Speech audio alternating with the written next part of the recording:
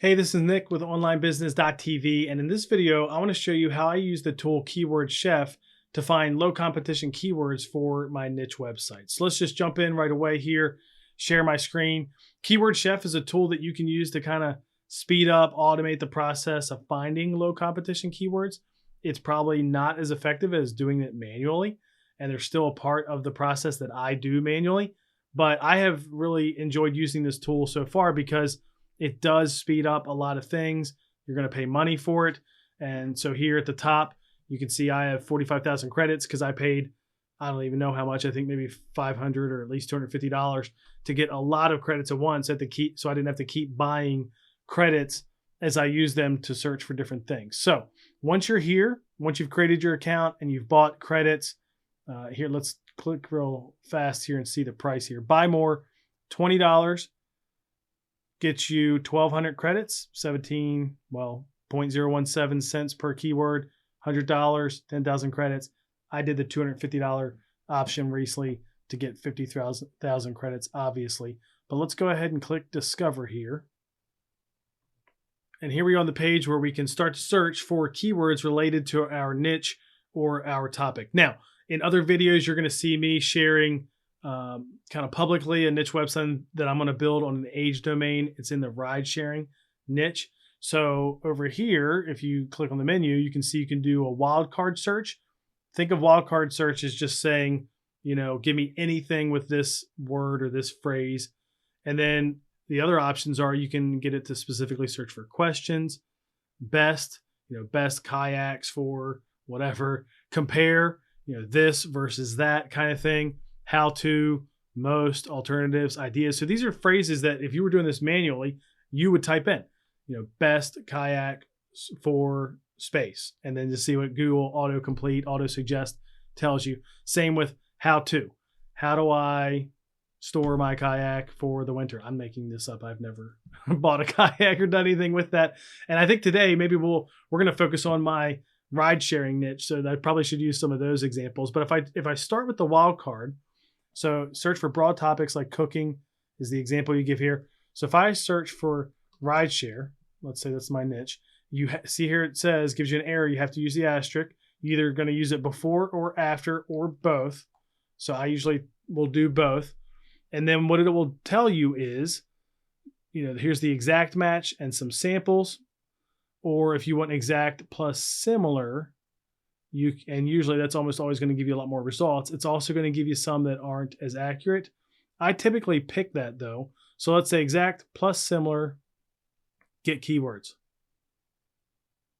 Now here it lists the keywords. Obviously that was pretty quick. It has them, it goes and looks at the search volume. Now search volume is not right. You can kind of gauge it a little bit. Obviously, Uber rideshare is probably more popular than Rideshare Canada, but it's not perfect. So I don't really use the volumes as I use them a little bit as a guide, but that's about it. I don't actually think that's really what the volume is. And I don't pay too much attention to if it tells me it's a zero volume. Like if I scroll down here and go all the way down, some of these zero volume keywords could actually be searched. So what I like to do though is hit get all SERPs. What this will do is go out, use its own ability to find out what is the competition for this keyword based on, does the first page of results for that keyword include like big time sites with a lot of authority, or is it include forums and Reddit posts and user generated content, which generally means you can compete. You could write an article that's well done, target that keyword, and outrank that forum or that Reddit post or whatever that might be. So it goes and gets those. It just finished. See that there? So I'm going to hit updated, click to refresh. It's going to come back. And now it has this custom SERP score. And see here, it says a preview of the search result for the keyword. The number shows the amount of easy sites ranking on the first page search results. So the higher the number, the better. So a 4 is not, I've seen ones that are 6, 7, even 8. But if I mouse over this 4 there, you got Ego Rideshare. RideEgo.com is the first 2 results there, and Instagram handle, which all makes sense because this keyword is ego rideshare, right? So of course, that's what people are searching for there.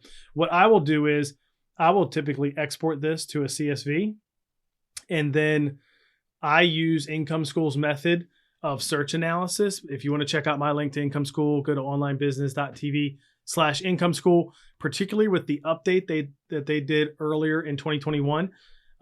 There's some great tools and tactics in there when you're doing search analysis to figure out, is this worth writing for? What is the volume? Again, none of the tools are perfect when it comes to volume, but I really like Income School's method for that, but you have to be a member to get access to it. So I will export this to CSV, copy, paste it into my custom Income School sheet. They have if you're a member, you get a Google sheet that kind of has some built-in tools and things with it that you can use to analyze keywords.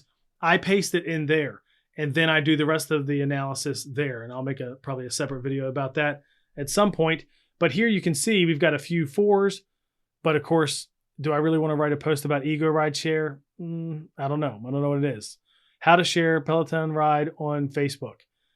It's really funny that people are searching that, but that's not at all what I'm looking for. Okay. This is about ride sharing. Think Uber, think Lyft, think, delivering food or Amazon packages or whatever. Maybe Turo, becoming your own kind of car rental company. That's more the angle I'll be approaching with this website. So I wouldn't write for that. So that would just get deleted off my list. But as you scroll down, you see there's some 3s, some 2s. KeywordChef would say that even for 2s, you could try to write for those and rank for those. That 1 would be really hard. And you can see most of these are 1s or 0s. So the best rideshare, right? And of course, that's going to be hard to rank. Disney rideshare. Yeah, that's going to be challenging. I'm sure that is a competitive keyword. So I like to use it to go after these tops, usually from 2 up. I will put that in my sheet, and then I do a manual analysis on it to see how that works. But let's go back to Discover. If I don't do the wildcard and I say questions, type rideshare, search that. Now it's not going to do a wildcard search and just give me everything. It's specifically looking at questions. And you can see some of the examples here and notice that I've done the space in between rideshare. And obviously that doesn't have a space most of the time, which is why the previous one didn't have a lot of results. But I want to do it again without the space here in a moment. We'll kind of compare the two. So get keywords. Now, when I say get keywords, it uses my credits. And I'm doing that for this video, but I would normally not be so cavalier in saying, yeah, give me the credits. I think you just need to look at that preview, make sure you're thinking about it beforehand as to whether or not you want to spend credits on that. I like to get all the SERPs, but you can see already it's asking questions here. How much is rideshare insurance? How does rideshare work? What does rideshare mean? Interesting here. What is Uber rideshare? And it has the space in between there. So that's interesting. It ranks them by, the volume that it thinks it's getting here. And again, those are inaccurate, but they're going to be somewhat right, at least when you compare them to the other words. So hit update to get the listings back with the SERP score. And 2 is the highest one, which means there's no 3s, 4s.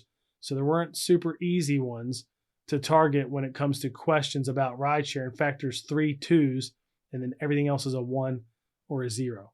So that is obviously not ideal. And you can see in the little preview here, number 1, Market Watch, Refinery 29. I don't think I know what that is. New York Times, Chicago Tribune, Uber.com. Like, that's competitive. So it makes sense that that's a 2. I could even see that being a 1.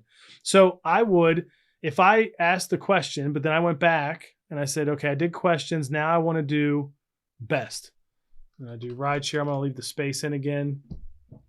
What I'm doing is, instead of the wild card where you'll get a bunch of these in one, you're separating them. Give me the questions in one result, hit get keywords now and get the best in another result. Again, I can hit get all SERPs. It's going to do that. And here's the thing I want to point out, and this might change again. This was a recent change. At the time I'm recording this, it wasn't like it 5 months ago. Now what happens is it hits those searches separately, questions versus best or something like that. But what it will do is it will combine them right here. So right there was my question search. Here's my best search. It's smart enough to know that I'm searching the same keyword, rideshare. and I might want to just combine them all into one list, as opposed to having a list for questions and a list for best and a list for how to. So it automatically defaulted to going to all here. So it combined questions with best to give me them all in one list. And I can see that here at the top. Not getting any 3s or 4s again. So that's how that works. If I go back here, if I say maybe I want to dive in to Turo specifically, Turo being that kind of way to rent your own car, and a lot of people do that as a business. They might buy a fleet of cars, have 5 or 6 or 7 cars, rent them on Turo, compete with kind of your normal traditional car rental companies. A lot more results here. See exact match, and I did the wildcard search, or exact match plus similar. If I click on that, what'll happen, what my experience a lot of times is when you do exact plus similar, is you'll get more duplicate results. You'll get a lot more of this kind of thing where it's that keyword, but to a specific area or type. I mean, it's basically just duplicating that keyword and just changing the context a little bit. But let's hit get keywords here. I went for the exact match plus similar, and we get a ton. Turo car rental. Yeah, not going to rank for that one. 135,000 monthly searches. Not going to beat out the own company in their keyword. So I'm hitting, SERPs, get the SERPs. So it's going to go do that. This is a bigger list, so it's going to take a little bit longer than before. And then it will stick that up here under my reports. Once it's finished, I can click this like I did before to hit update and get that back. But if I want, all of the searches that I've done can be found under my reports. And I'm not going to go there because you'll see all my niche sites that I've been using this tool for. So I'm just going to leave this here. I will tell you that one thing that I kind of stumbled into as I was doing it is I enjoyed using the different ways you could search. Wildcard, where you get everything, versus like best or how to or anything like that.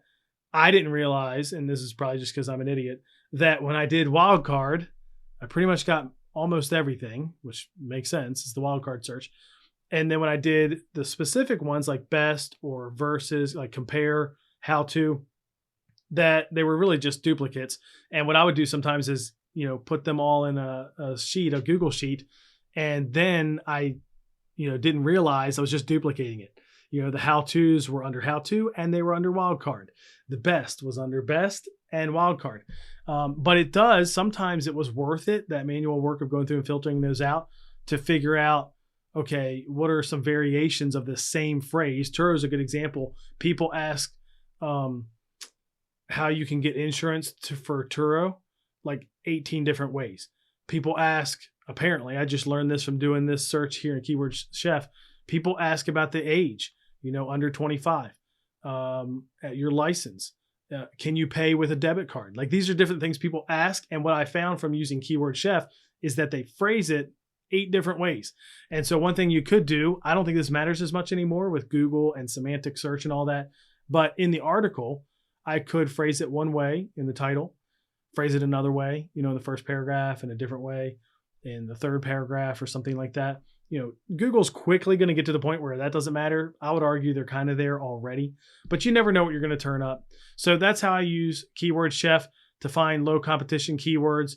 Ideally, unlike my example where I was only getting 2s and 1s and 0s, ideally I'm going to see more 3s, 4s, maybe even 5, 6, 7, 8s, and write articles on those first. But for me, I don't stop here. I mean, you could do that. Just go off that SERP score. If it's a high number, 3 and up, write the article and hope for the best. I don't do that. I actually do some competition analysis using the income school method.